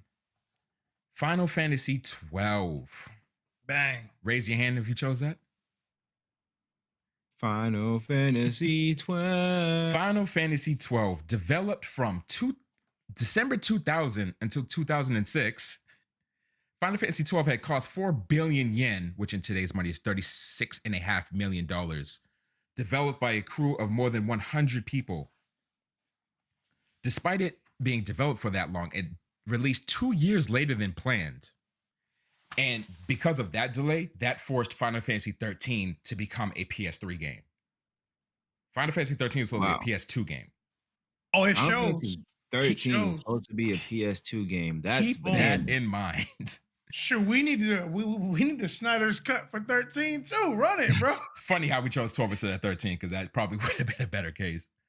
But the executive producer at the time, Akitoshi Kawazu, said back in 2000 that when Final Fantasy 10, 11, and 12 were being announced in the planning stages, 10 was supposed to be the final offline game. So 1 through 10 was supposed to be offline, whereas 11 onwards would be online. Oh no, I am so glad that they didn't do that. Oh my goodness. Ooh, they pivoted. Oh my goodness. That would have killed me. They big pivoted. So they came out with 10. 10 was damn good. They came out with 11. 11 was damn good. People are still playing it to this day. Yeah. And then we got to Final Fantasy 12. Oof. Final Fantasy That's 12. why it plays like an MMO. Well, go ahead. Yeah, Final Fantasy 12 had pivoted mid-development from online to offline. So this is in addition to the fact that they had already intended for 12 to be a different experience from 10, aside from the fact that it was supposed to be online. So Final Fantasy 12 had started under Yasumi Matsuno.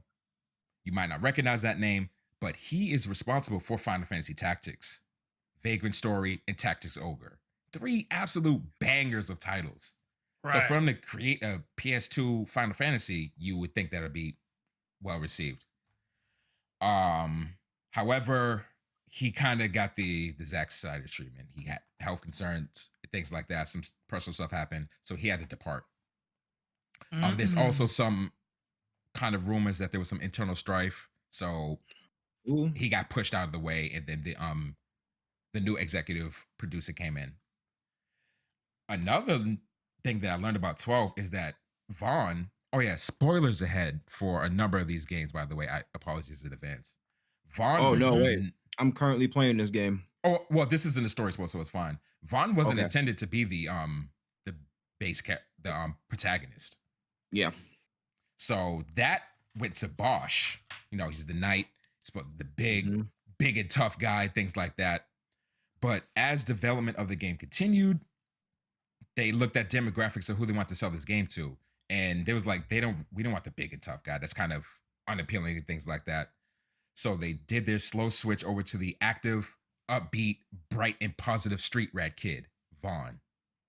The street rat kid. So that happened early in development, and there were other changes. But it didn't, that main character switch didn't really change the plot too much. So everything that you're seeing right now, aside from the character swap, is basically the same. Yeah. But they took that as, okay, you're already switching the vision. What could have happened had you had left him as the protagonist? Kazawu had later admitted that he thought the game was not perfect. The team that had developed the game had received feedback in Japan who felt that story did not live up to the Final Fantasy standards. After receiving that feedback, he said that's dependent on the way the games are made. The story itself decided early on, so you can't really change it too much without having to redo absolutely everything. Although there are things that he personally would have liked to change, but they couldn't. The last thing is that many players had noted that the story kind of is comparable to Star Wars. Star Wars? Yeah. What, Final Fantasy 12? Yes. So you notice how they kind of did away with all the, well, okay, I can't really say too much, but you know how the summons in this game, the typical summons, what they really are, like. I don't think I know, or maybe I don't remember.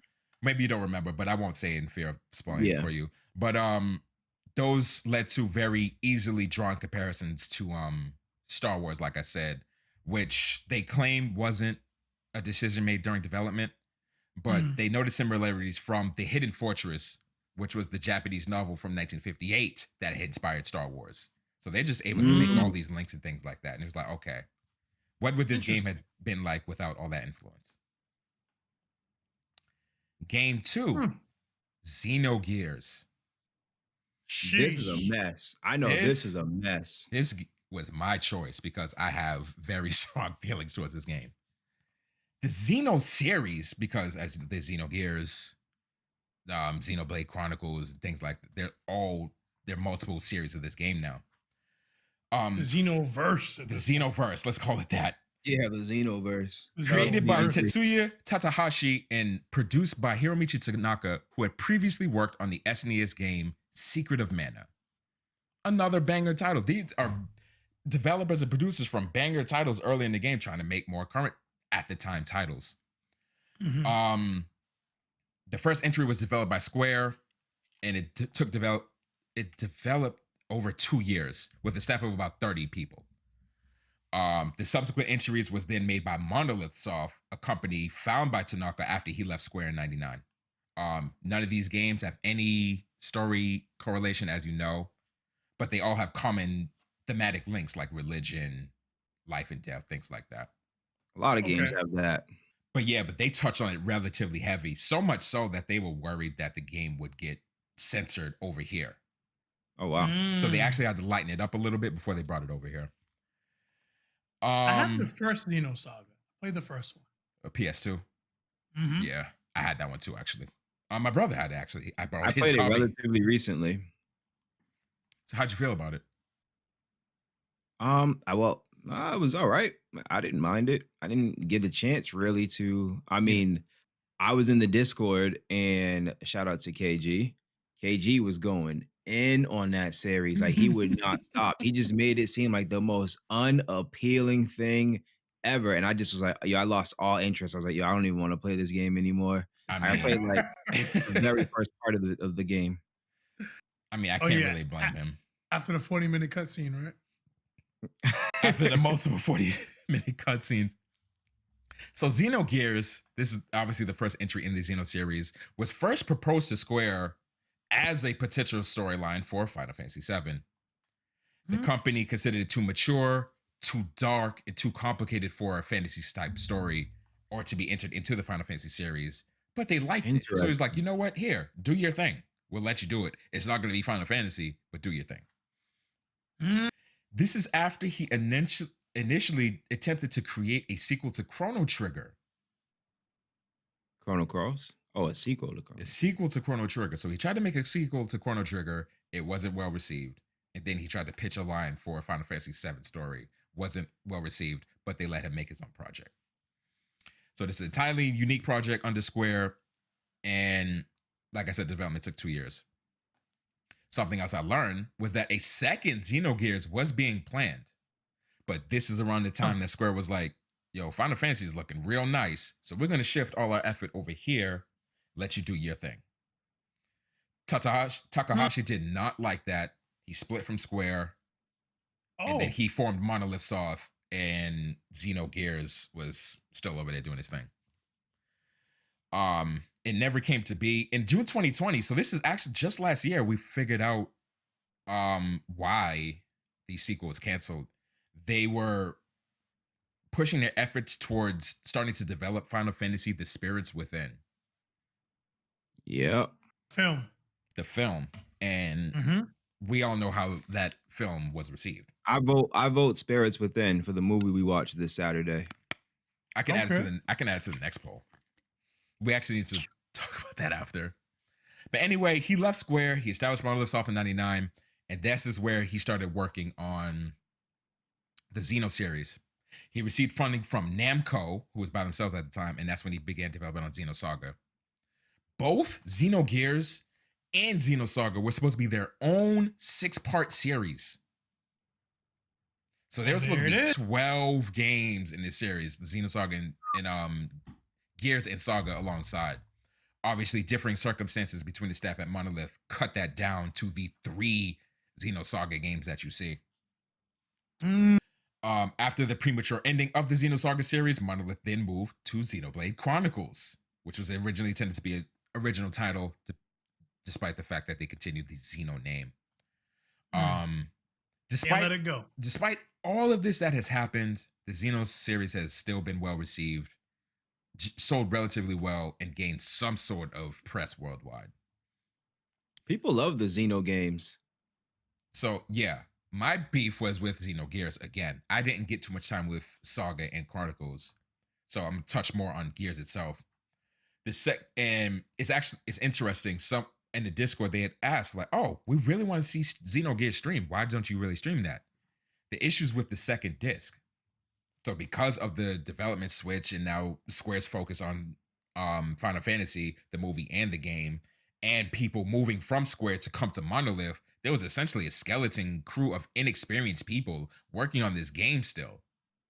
So although disc 1 was full of all the action and a majority, about half the story and all the actions where you actually fight, the second disc is essentially narrative from the both protagonists telling you the series of events after a particular point that happened at the end of disc 1. Wait, so most of disc 2 is just them talking about disc 1? Narration and bits and pieces of gameplay.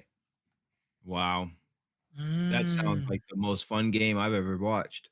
And it's like you give me all this open world, running around, I'm fighting, I'm jumping in my mech, I'm doing all this cool stuff, and then it just switches to a movie.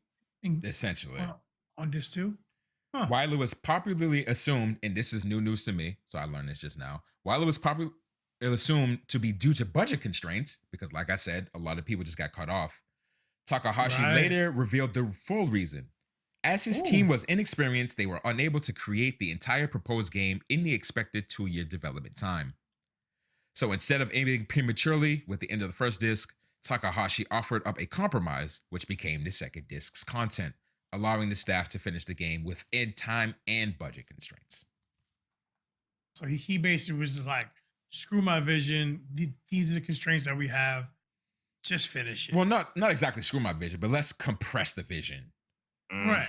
Basically, screw my vision since he couldn't get his vision out. He don't got the bread to finish the game. So he basically had to just be like, these like use like just cut scenes and dialogue and little bitty fights. Remember.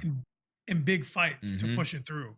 And he included some more of the other 5 games that he envisioned in that. So imagine how rushed it seems. This game needs a Snyder Cut, fam. It needs one. Xenogear in the whole Xeno series, this sounds like it needs, what is it, a Tanaka cut? Oh, it needs a Tanaka cut, big time. The last game, the favorite game on my list, Anthem. Everybody knows about Anthem from one way or another. Everybody know Anthem. Whether you saw it at EA all the way back in 2014 or 2017. I was hyping this game up. He would not stop talking about it. I was talking so much trash about Destiny when they was doing a press on this game. Oh my goodness. I was trashing Destiny like crazy. I was like, yo, this game is everything Destiny should have been. Destiny's about to be trash, dumpster juice. Like, yo, I was going in. Dumpster juice. Wow. Garbage water. That is vile. Sewage water. Whether you saw it at couple EA events, whether you heard it from a friend, trashing another rival game, whether you experienced it potentially breaking your console. Oof. Anthem. Development of Anthem started in 2012. And when was the release date for the game? February 22nd, 2019. Whoa. Okay. Development started in 2012 after the release of Mass Effect 3. So BioWare's already in some heat because of that game. Under the supervision of Casey Hudson, the executive producer of the original Mass Effect trilogy. He made Mass Effect 1 and 2 and 3. Even 3 had a bad ending, still a good game. The man can make games. Right. Internally, and I thought this was really funny, so I wanted to include this. Internally, the project was codenamed Dylan by BioWare in reference to Bob Dylan and hoped that it would be a name that would be spoken about years later. I don't think that they meant for their game to be talked about in this manner in years this regard. Later. Yeah. Well, I mean, they got their wish, man. What they say, be careful what you wish for. You ever seen Wishmaster? That's right. Make sure you word that wish carefully. What you wish for. Although labeled Dylan internally, the working title up through 2017 was called Beyond. Anthem, again releasing February of 19, received mixed reviews from critics who criticized it for its repetition, technical aspects, and story, contributing to an experience that felt repetitive and shallow, despite the fact that its combat, fight controls, and visuals received praise. Despite it getting some good sales numbers, it failed to meet expectations, and the game is no longer being developed for, even though the servers are being maintained. The game did look dope. Like, it looked amazing. So cool. We were so hyped. Yeah. We were ridiculously hyped, and rightfully so. The game looked like. Matter of fact, I'll touch on it. When EO came to BioWare and said, "Here, have some money to develop a game for us," they didn't really have any ideas in mind. However, they did. For those of us that are listening post-production, Key is holding up his copy of Anthem, which looks to be in the plastic still. No, it's not in the plastic. It's I not? played the game. Oh, that looks like it's still in the plastic, but you should see. I used to play this game. He used to play that game. I was getting on you for buying that game because of the reports that it was given to me, destroying people's consoles. But yeah, they didn't have any ideas, but they knew they wanted an action game that they could play cooperatively, and they didn't want to do another Mass Effect or Dragon Age, which is like their bread and butter essentially. Right. Which is their an early idea that they touched on was the use of robotic enhanced exosuits akin to what Iron Man uses, so you can survive on a planet. There was this planet, and the whole planet was essentially a Bermuda Triangle. It dragged everything negative into it that you had to fight off and protect the people that were around. And you obviously had to survive these. It was initially slated to be a mission-driven survival game, kind of like Lost Planet. That's why I touched on that earlier. Rather than a looter shooter. You team up with your friends, go on missions, finding your way from one side to the other, collect the resources, upgrade your kit.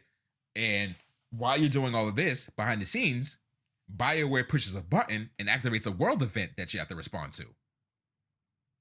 So there's the usual world behavior, things like that. And BioWare's like, oh, that's cute. Here, have meteors or something crazy like that. Now you got to deal with this. That was cool. That was the 2014 vision. And that sounds fire. That's what we were shown at E3 2014. Right. And that's why we were hyped. That's why we were crazy hyped. Story looks fire. It looked great. Despite all this, obviously BioWare has some concerns. This is a different game. Kind of like what Bethesda's doing with Starfield. Like they've done Fallout numerous times. They've done Elder Scrolls numerous times. They know what they're doing. Now they're going into space. They're doing something brand new. BioWare had those concerns, and which was scaling up the concept and gameplay art and technical feasibility with the current engine that they were using. Remember that they're under EA. And so EA is kind of doing the assimilation technique where they're like, you have to use our stuff now.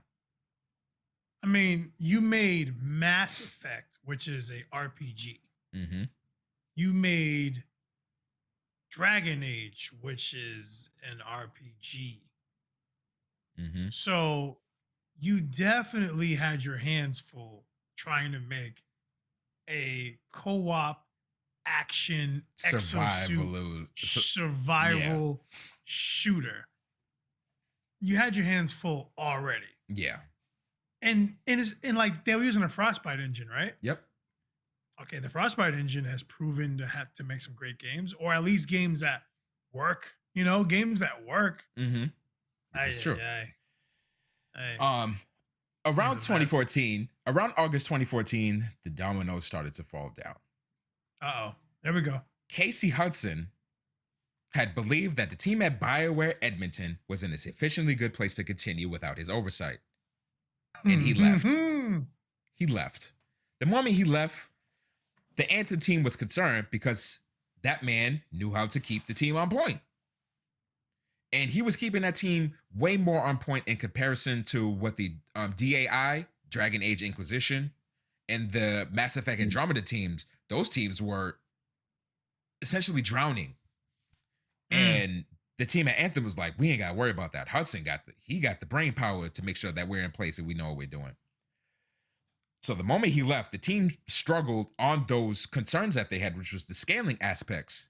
And then that cascaded into other areas of development. In 2015, EA must have saw this, so they took over Dragon Age's writer, David Gator, and he put them onto the Anthem team to help with the story. The problem with that Oh, so go ahead. Okay. No. Go ahead. I was gonna go say ahead, the go problem ahead. with that is he's a Dragon Age writer. That was my question. So That's why I didn't now say nothing. they're trying to get away from the Dragon Age Mass Effect thing, and they bring in a Dragon Age writer. He's pulling them back towards the Dragon Age Mass Effect scheme and things like that. Right. Now, Like that's what he writes. That's his game. Like he writes Dragon Age. He writes like Elder Scrolls style stories. You know what I mean? so yeah, But- this put even more strain on them. The head honcho left. Now you got this Dragon Age guy coming in trying to Dragon Age up the story, and that put strain on the artists, the level designers, the other writers that went in there, and it just got worse. And then he ended up leaving a year later. Oh my gosh. So he left. The whole Snyder Cut treatment, bro. This Fam, is a mess. he left, and now they're like, word, we can take the story back into the Anthem direction. So now we got to like figure out how we can use this guy's stuff and keep our vision. On top of all of that, the team continued to struggle with the Frostbite engine. Like I said, EA's management, Patrick Soderlund, wanted everyone to use Frostbite. Frostbite was not originally designed for the purposes that the team had in mind for Anthem. So BioWare had difficulty transitioning some of the systems that they built with Dragon Age, with Mass Effect, into Anthem. So they had to scrap some gameplay aspects like survival and crafting. There was supposed to be survival and crafting in this game. Like I said earlier, you have to deal with world events that happen. However, some of the BioWare team were familiar with Frostbite. Cool. You would think they get assigned to the Anthem team, right? Right. EA was like, nah, go to FIFA. You go work on FIFA 16. Because then FIFA had transitioned. Yep. Right. Because that's where the Frostbite engine was starting to shine. Yep. Right. It came out for sports games, and then other people started to use it for third-person shooters and things of that nature. They started to use it for that type of stuff.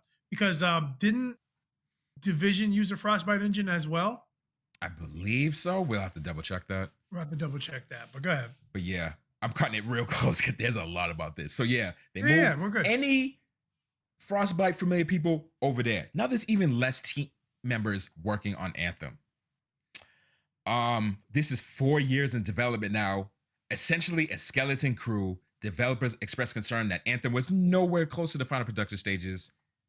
And now Anthem has entered the same situation that the Andromeda and the Inquisition teams are in. Now all three teams are floundering. There are no concrete decisions being made. The flip-flop back and forth, personnel, story, design, all that stuff. Everything's anywhere.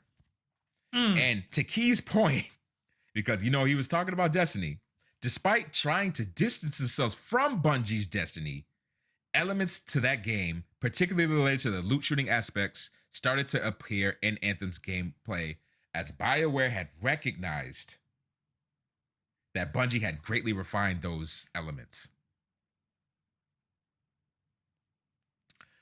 So basically, go ahead. So basically, they asked him, "Yo, here's the money. Go make a game. Go make a game." They said, "We don't have any ideas yet. Let's start throwing stuff at the wall." So they got the brains behind BioWare, the mastermind behind BioWare, to sit down and craft this game. Craft and draw up the whiteboard to get this game off the ground. Came up with a sick idea, sick concept. They showcased it in 2014. Players and devs alike were blown away. Everyone was super hyped. They leave the team shambles. Yeah, he was the start. Yeah, he was the start of the dominoes falling. Here's some more dominoes falling. There was an internal tradition in BioWare to be like, yo, Christmas, we want to demo your game while y'all all home with your families. And it's like, just give it a test play real quick. 2016 was Anthem's turn. The Christmas demo had gone around, did the rounds, things like that. And it reached Sutherland in early 2017. He wasn't happy.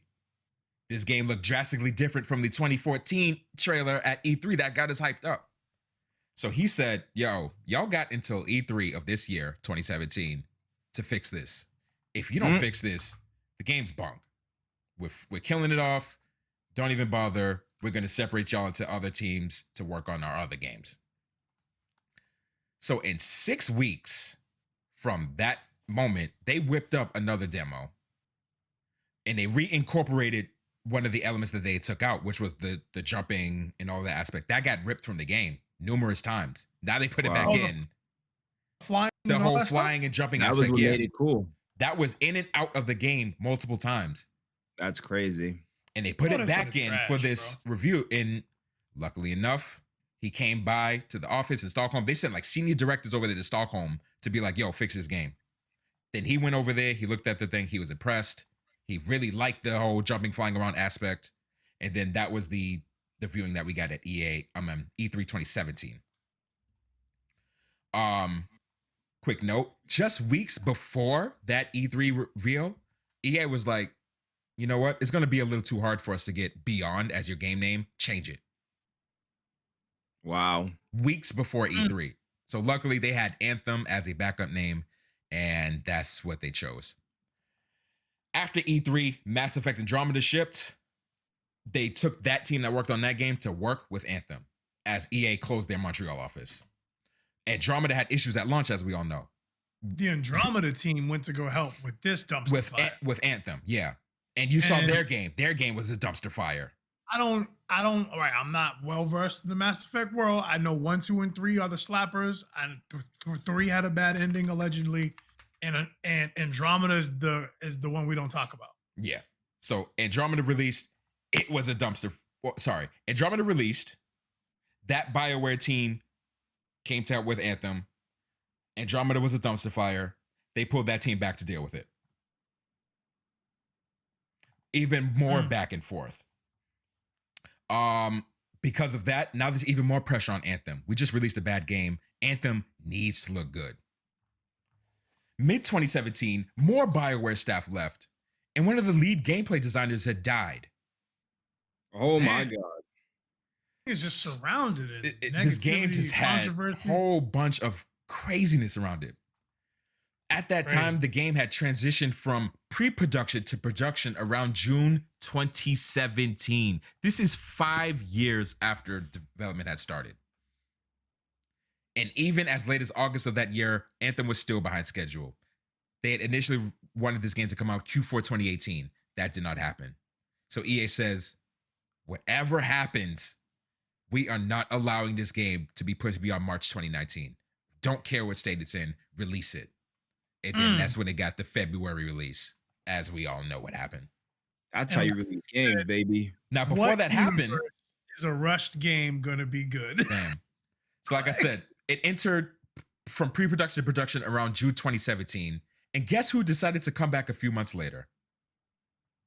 Mr. Hudson, the Casey Hudson, who had left them because he thought that they were in a good enough place. He came through.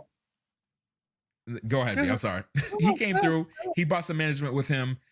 Again, they whipped the team up, and they finally started getting their stuff together when he became in place. However, because elements of Anthem were changing so quickly because of everything I just said, factors like game balance, narrative cohesion, and other things were difficult to address prior to launch. Yeah. So the EA CEO, he had spoke about Anthem at June 2019, so a few months after, recognizing that the game had not reached the expectation EA had, obviously, but EA had remained committed to improving the game. They put out a blog update in February 2020 that they'll be ending seasonal updates as they look to reboot the game, requiring a substantial reinvention of the core, akin to Square's revival of Final Fantasy XIV and around 2013. So yeah, call Bahamut and destroy all your servers, man. Sometimes games just need a Bahamut to destroy everything. Call them up. Got them on speed dial because this thing is trash. So yeah, there was that. And then yeah, so February 2020 was like, all right, we're gonna slow it down a little bit. Bloomberg had announced that in February of this year, 2021, that EA was gonna have a meeting to determine the future of this game. And on February 24th, 2021, EA BioWare had announced that they are discontinuing any future work on Anthem, though they will continue to support the live servers for the immediate future. while the developers on the game will be moved to Mass Effect and Dragon Age titles. Nice. Bloomberg, they also reported that this decision partially led EA and BioWare to cancel the multiplayer elements that they had planned for Dragon Age 4, instead turning it into a single-player game. So basically, they went, we're good at Mass Effect and we're good at Dragon Age. Mm-hmm. EA was like, here's money, go make a game. And they said, let's not do Mass Effect or Dragon Age. Let's do this game. And it was trash, horrible, all the moving parts, everything was bad. It went bad the whole way. And at the very end, they said, we're never going to touch this again. Give me the team. You guys go work on Dragon Age and Mass Effect. The two dumpster fires that were burning alongside Anthem, which then engulfed Anthem into a dumpster fire. So this is dumpster fire all around at EA BioWare, essentially. That's unfortunate. But yeah, absolutely last point. After Casey Hudson had come back, under anonymity, one of the developers had said when he came back, that is when true development had started. 5.5 years after it had initially started in 2012. So that game was made in 1.5 years, essentially. Wow. It was made in a year, bro. A year and a half, 2 years, yeah. That's when development really started. The game come out in 2 weeks. What you talking about? Like, come on. The game was already a wrap. But yeah, all those games, FF12, Xenogears, Anthem, those are our choices for games that need a Snyder cut. You've heard why. They need a director cut. And yeah, I'm curious as to what you guys that are listening, those are their Discord things. So yeah, I think we should do is develop a list and see what other games. There may be some gems out there that I didn't know about. There may be some new information about games I didn't know about. There was a lot I didn't know about these games. So yeah, something to keep in mind. Yeah, these games need or could use, or it's interesting to talk about them having a Snyder cut of sorts to give them a chance to show themselves to the world in a way better light. Because the games that we got were rushed or pushed, or in Anthem's case, just a disaster. So yeah, absolutely. Yeah, that was a dumpster juice. That's crazy. Oh, you gotta stop saying that. That makes me feel uncomfortable when you say that. It's that juice where you taking out the trash that drip all on the floor. It's that. That's the game. There goes that. That's unfortunate. We're super short on time, so I'm gonna do the throwback of the week. You want to try the music real quick, or you just want to go into? If you want to try it, go ahead. And now it is time for everybody's favorite segment, and that is B's throwback of the week.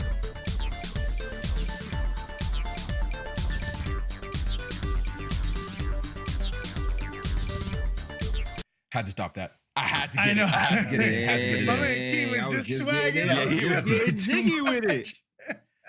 I got it. Yes. I'm gonna do this game super quick. Hopefully the whole community goes crazy for this one. It's trash. Game, oh wow. Real quick. Okay. This game was designed by Chris Metzen and James Finney. This game was released in 1998 in North America. Alone. This game was not Home Alone. This game was released for Microsoft Windows, Macintosh OS, and Nintendo 64, oddly enough. Nintendo decided to be like, I want in on that. Low Crazy, runner. Right? No, this game was developed and published by Blizzard. That probably gave the whole game away. Quake. Gauntlet.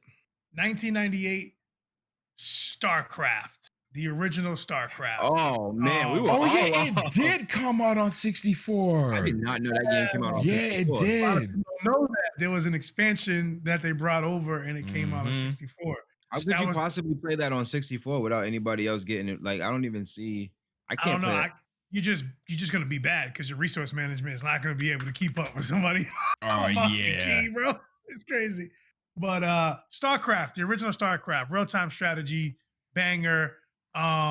This is a super game. So this real quick, this game was developed by Blizzard. So this game actually it had its problems, believe it or not. Oh, I bet.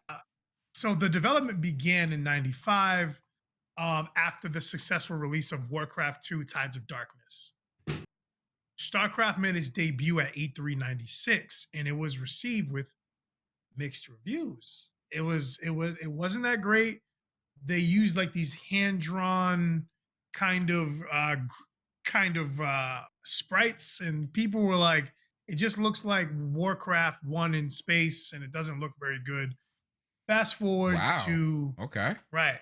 So fast forward to '97, they released a new trailer of the game, and it had rendered graphics and things of that nature. And they were like, okay, this looks Okay. cool, but it was still marred by technical difficulties. And Mm-hmm. one of the lead guys on the game was ready to go. Like Bob Fitch, like he completely redesigned the Warcraft 2 engine in 2 months. And like he was literally like they Woof. were racking their brains on how to fix this game because they knew it had all the potential in the world.